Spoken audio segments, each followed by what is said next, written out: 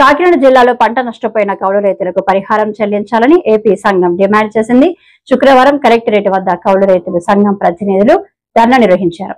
క్వింటాకు 500 bonus ఇవ్వాలన్నారు. సాగు చేసిన వారికి పరిహారం ఇవ్వాలని సంఘం నాయకులు డిమాండ్ చేశారు.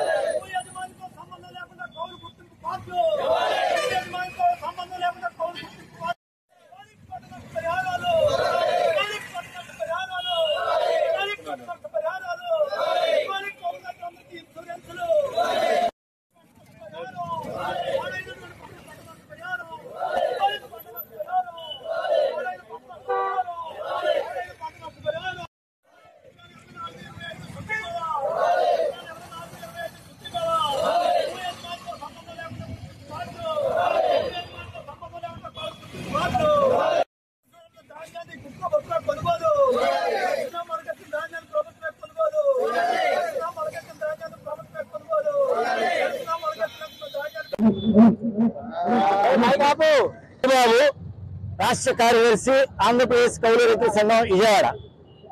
ఇటీవల వచ్చినటువంటి మోంతా తుఫాను వల్ల రాష్ట్రంలో దాదాపు 20 లక్షల ఎకరాల్లో వరి నేల వాలిపోయింది.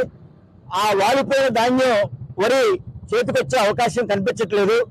ఆదుకోవాల్సిన బాధ్యత ప్రభుత్వం మీద ఉంది. కానీ ఈ ప్రభుత్వం చాలా దుర్మార్గంగా రకరకాల నిబంధనలు పెట్టి పరిహారాన్ని ఎగ్గొట్టడానికి మిగిలిన ధాన్యాన్ని కొనకుండా బయట మిల్లర్లకు మార్వాడీలకు దయాదాక్షిణ్యాలకు వదిలిపెట్టే ప్రమాదం కనిపిస్తుంది. అంటే 33% దెబ్బతిన్న పంటలను నమోదు చేస్తామన్నారు. నమోదు చేసిన భూమిలో మిగిలిన ధాన్యాన్ని కొనలంట. అంటే 60% మిగిలిన మేము ఒప్పుకున్నట్టు చెప్తున్నారు, కానీ ఆ ధాన్యాన్ని కొనలంట.